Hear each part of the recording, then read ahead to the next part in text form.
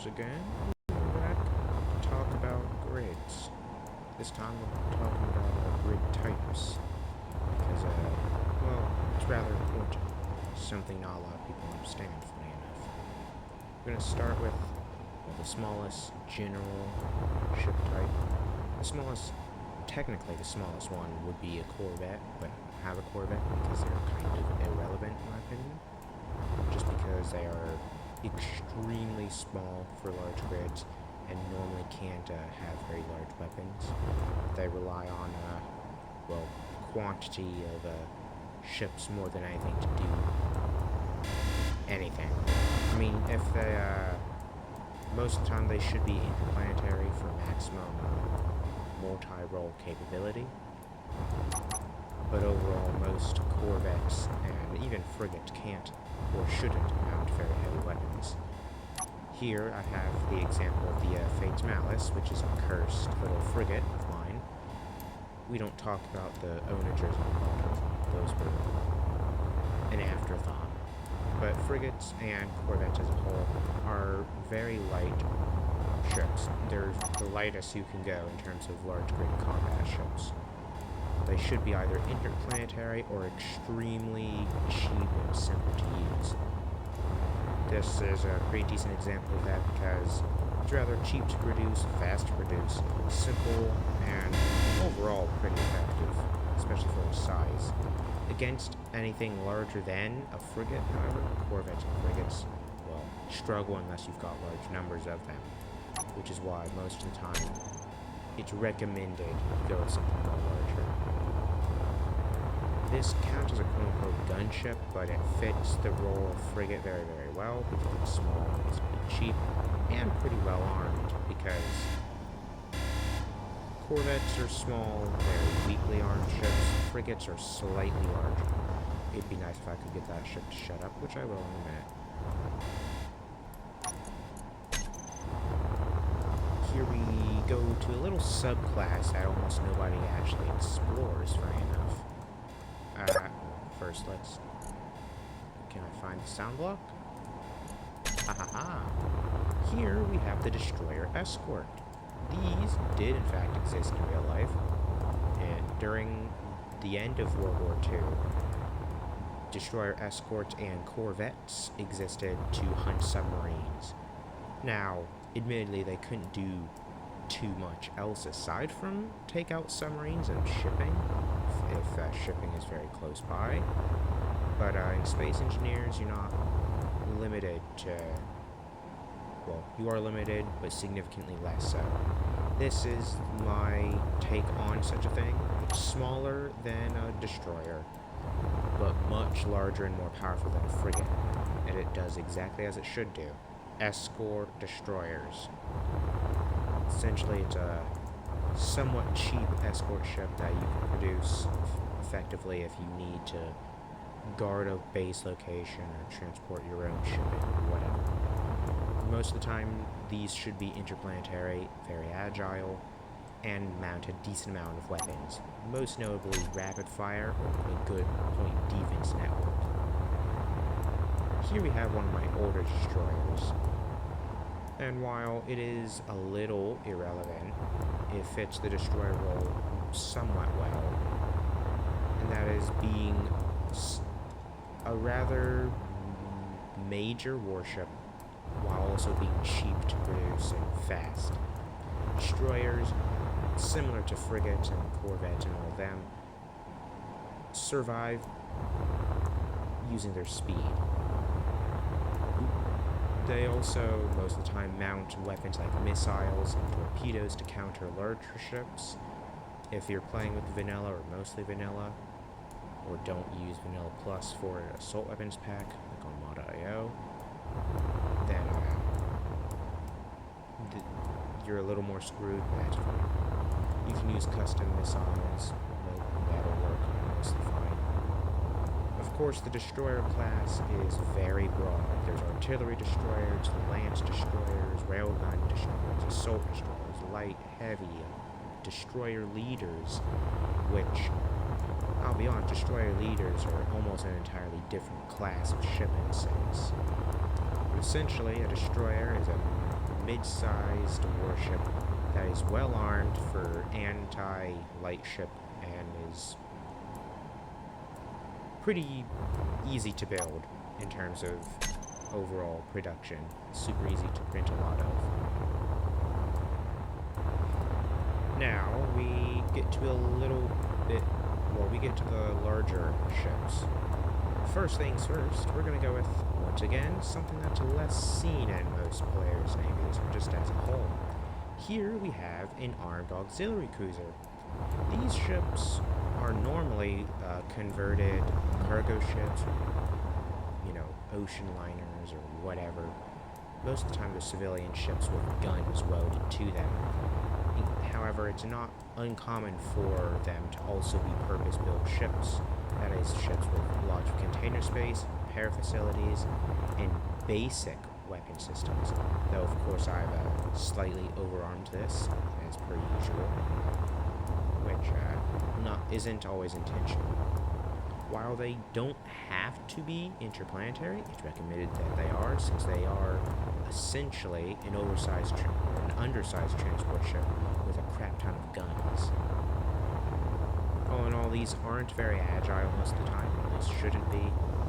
They have mediocre armor, have decent armament, as they could go transport hunting, but they can't fight against anything much larger than a destroyer unless you point blank are brawling or catch the enemy off guard, or have special weapons like nuclear missiles or whatever, capable of crippling much larger ships.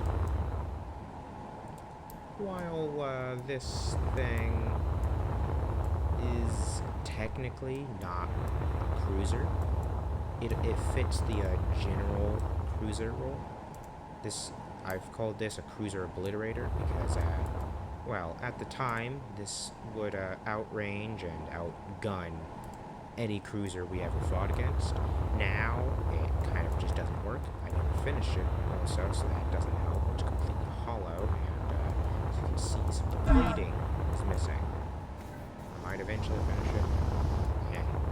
But the generalized cruiser, most of the time, is kind of a jack-of-all-trades master. It's capable of escorting, it's good at merchant raiding, it's decent at taking out other mid-sized ships. It can go toe-to-toe with destroyers and all of them, even in larger numbers. It struggles, of course, against anything larger than itself, of course, like any ship would, but it's a pretty decent overall ship class. Pretty good if you aren't capable of either building battle cruisers, battleships, so on and so forth, or if you need a mid-range / mid-sized warship capable of crushing anything inferior to your own size. Here we have an oversized light cruiser. Light cruisers are best suited for, well, doing light tasks. They most of the time have good range and amazing point defense / secondary networks. This makes them ideally suited to killing destroyers and missile ships, frigates, corvettes, almost anything that's smaller, and even ships that are around its size. While it suffers against other cruisers, in specific scenarios they can win. Generally, light cruisers should be very agile because they don't have very impressive armor. Because light cruisers are light. They're cheap capital ships in a sense. Here we have a slightly larger cruiser. This is an artillery or a light artillery cruiser, which it's mostly the same as a normal light cruiser. The only real difference is that it mounts more long-range weaponry, but as a result loses a crap ton of its mobility, and in theory its survivability because it's less mobile. Here we have an older heavy cruiser. Heavy cruisers, well, similar to the cruiser obliterator over there, are very good at, taking out other cruisers, and especially murdering destroyers, frigates, corvettes, gunships, all that. They have reasonably good point defense networks. They have, most of the time, effective weapon systems of almost every major type, and as such are forced to be reckoned with. These are your mini capital ships in case you can't afford battleships, or if you want something that's not quite as overkill as a battleship.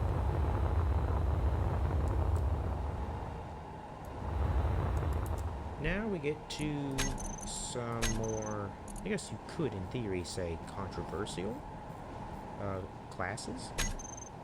Let's teleport to this area.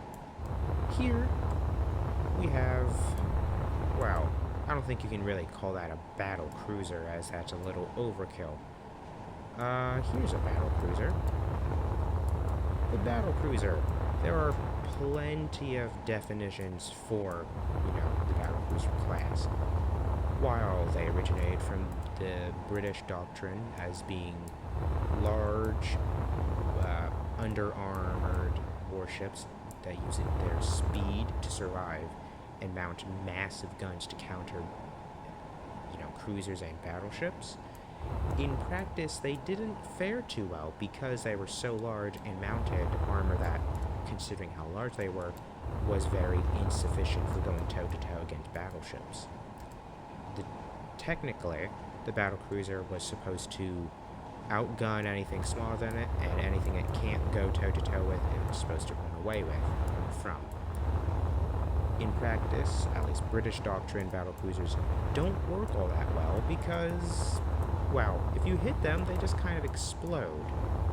And Space Engineers, however, they technically are better because you can dodge way more efficiently. Because in space, there are 3 dimensions: up, down, left, right, forward, and back, instead of on the ocean where it's just forward and back and left and right, and even that left and right takes a little while to move to. In space, you can sidestep, you can go up, down, do barrel rolls, whatever you want.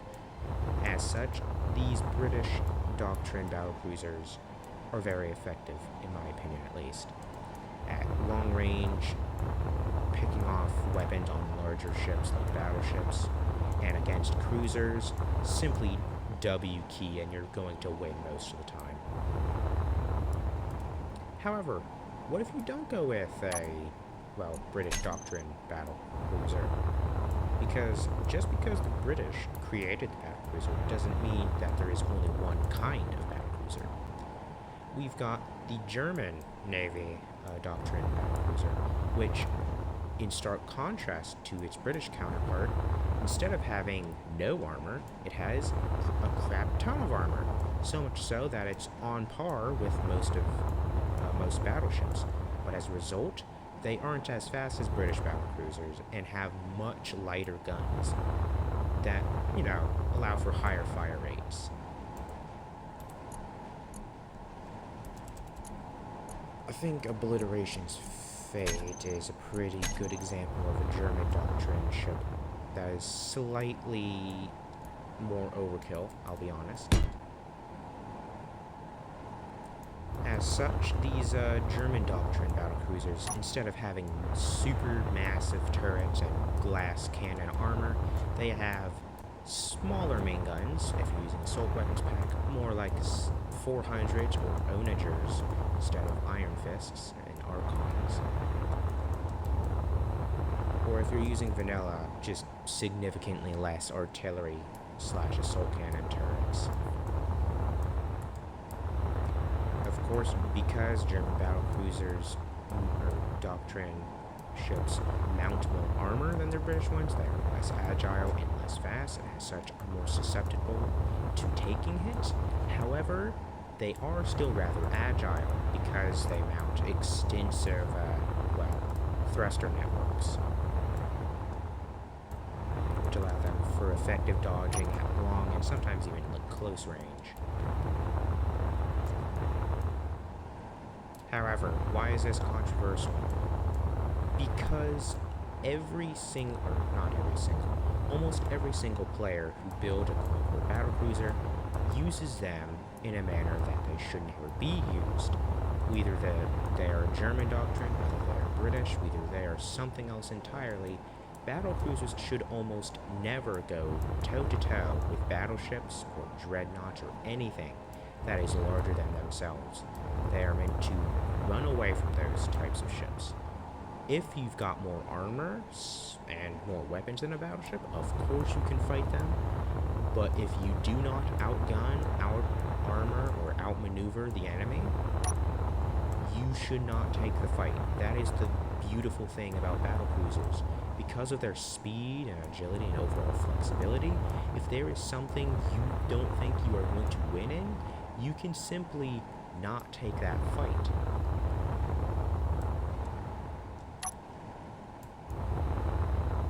Like I've said, battlecruisers are some of the best counters to cruisers, and therefore also to destroyers and so on. However, if you've got multiple battlecruisers against a single battleship, can in theory counter a battleship. They should not be used as a sole counter to battleships. In fact, only torpedoes, missiles, ship swarms, and other battleships should be used to try and counter, well, capital ships. Next, we head to the battleship design. First, well, if you are somewhat similar to me, in a sense, you have three classes of 3/3.5 classes of battleship. You've got the light battleship, the fast battleship, the general battleship, and the armored battleship. Let's start with the light battleship because that's the simplest to understand. The light battleship is exactly what it sounds like. It is larger than a battlecruiser, smaller than an actual battleship. It's got a good amount of weapon systems, it's got decent agility, pretty good armor, and is overall rather flexible. However, against full-scale battleships, they struggle sometimes because they mount less weaponry than them. However, if used correctly, they can 100% go toe-to-toe and even beat other battleships. As such, they are a little bit similar to battlecruisers in the fact that they are meant to counter anything that is smaller than them. As such, light battleships are best suited for countering battlecruisers, other cruisers, and other light battleships. However, of course, depending on the quote-unquote light battleship, they might be a hard counter for everything the enemy can bring. Because, well, I'll tell you what, the IRS faction has a very weird doctrine, because this is considered a light battleship, and the Watchers. I'm pretty sure you know what a Watcher is at this point, all of you, but these abominations count as destroyers. Which, by the way, destroyers, first of all, should never mount this many weapons, because it's ridiculous, I'll tell you that much. Anyway. Next, we move on to the fast battleship. Fast battleships were a weird subclass that came from the battleship in real life, and in theory should replace battle cruisers, but in practice, I don't think they are very good at replacing them. They are normally a bit larger than average battleships because, you know, they have a lot more engines, and as such, they need to be fast. Not just this, but they also require a lot more fuel and all of that stuff because they've got a lot of engines to propel themselves, and because they are still battleships at the end of the day, they are still very large and still very heavy. However, unlike the light battleship or the battle cruiser, these ships have lots of guns. Of course, depending on the design philosophy of your ship, whether it's a brawler, sniper, so on and so forth, weapon count can vary, of course. But fast battleships normally mount about the same amount of weapons as almost any other capital ship. As a result, they are forced to be reckoned with, and are very dangerous, but at the same time are some of the most expensive ships you can build. The battleship is almost exactly like the fast battleship. The only real difference is most of the time they feature heavier, well, slightly heavier armor/armament, but I'll tell you what, they are a little outclassed compared to fast battleships just because the difference is so subtle that it might as well not exist.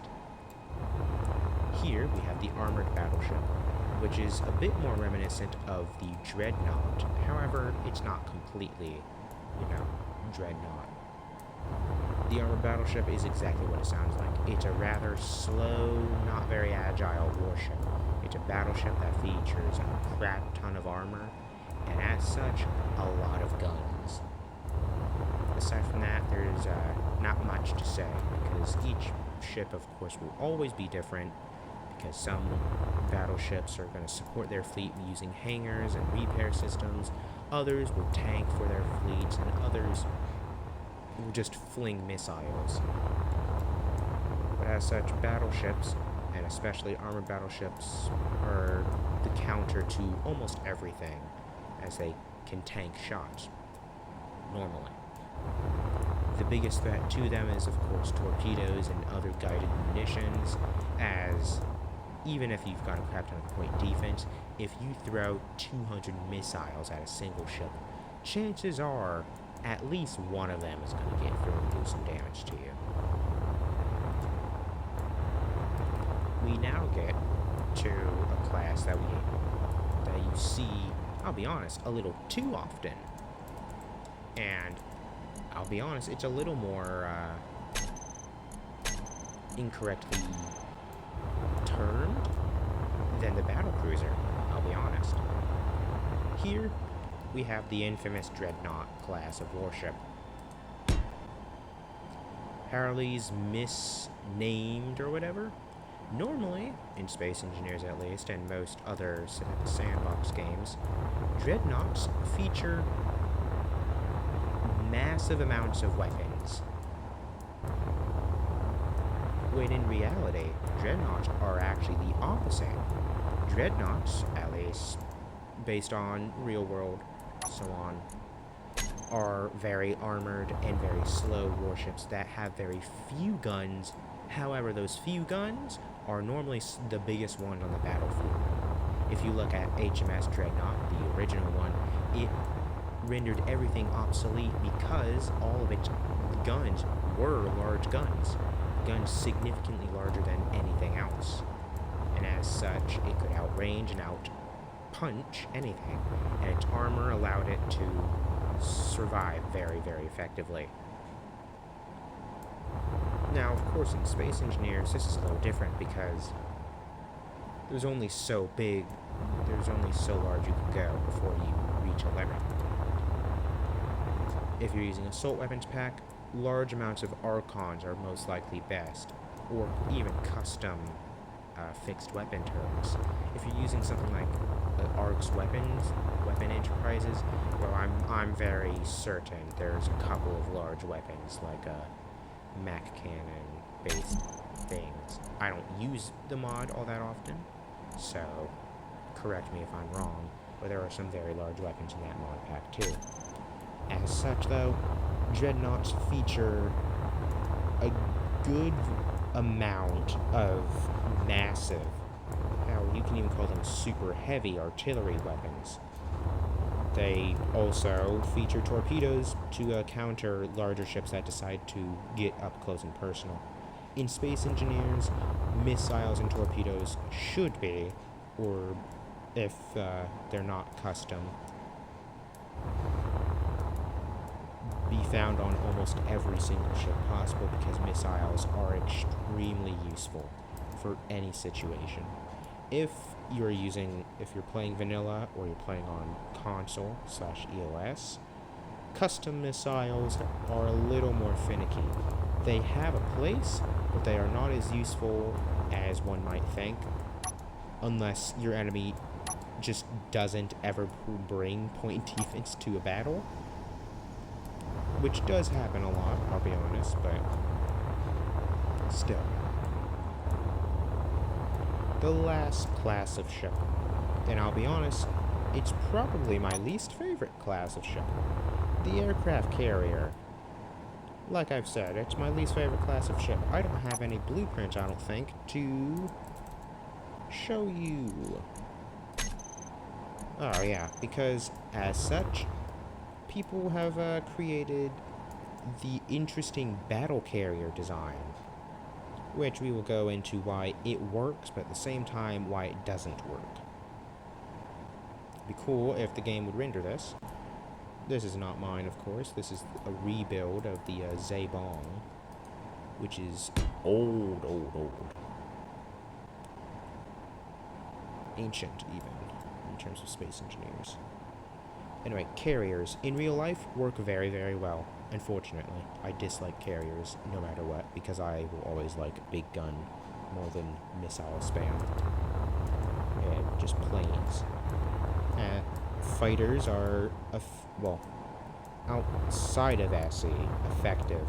In SE, however, they are somewhat overused, and unless you are using dedicated mods or are seriously overarming your fighters, they are just simply ineffective against any ship that is actually worth its salt or brings any decent amount of point defense. Carriers, most of the time, are very unarmed or have extensive point defense networks,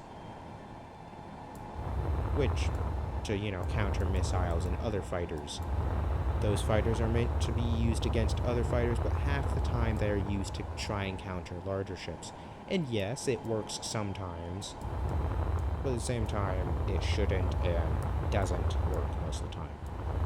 Bombers, well, those are dedicated anti-ship grids, but unless you're using guided missiles or torpedoes on those grids, they just lack the damage to do anything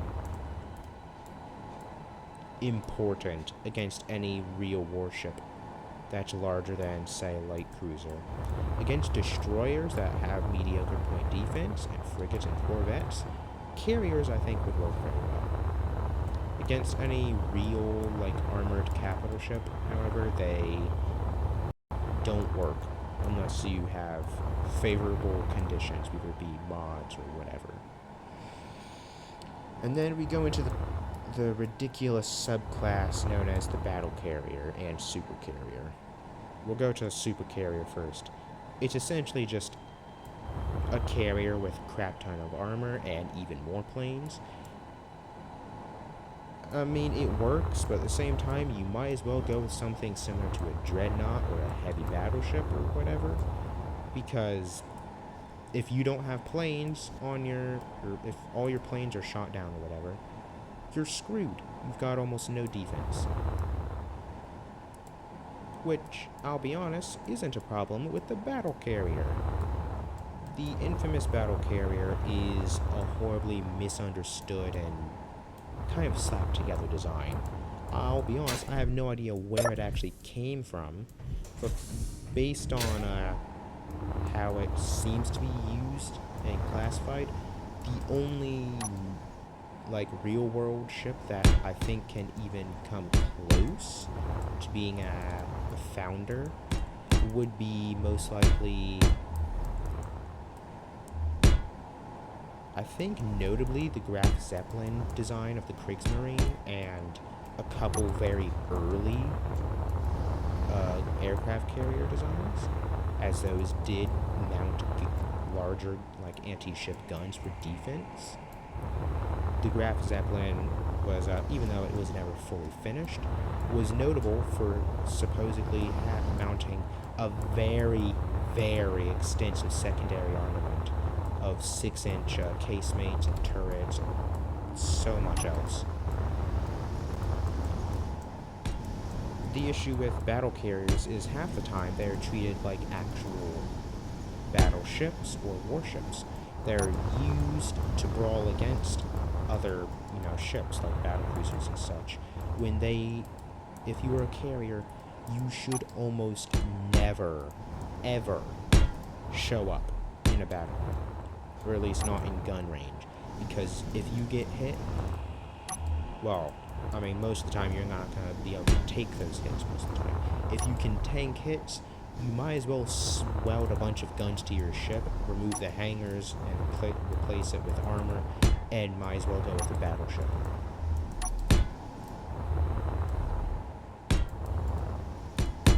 Now, of course, I've missed a few subclasses, not a few, a lot of subclasses. There are support cruisers, support carriers, light carriers, aviation battleships, aviation cruisers, aviation battle cruisers, missile dedicated ships like missile cruisers, missile battleships, command battleships.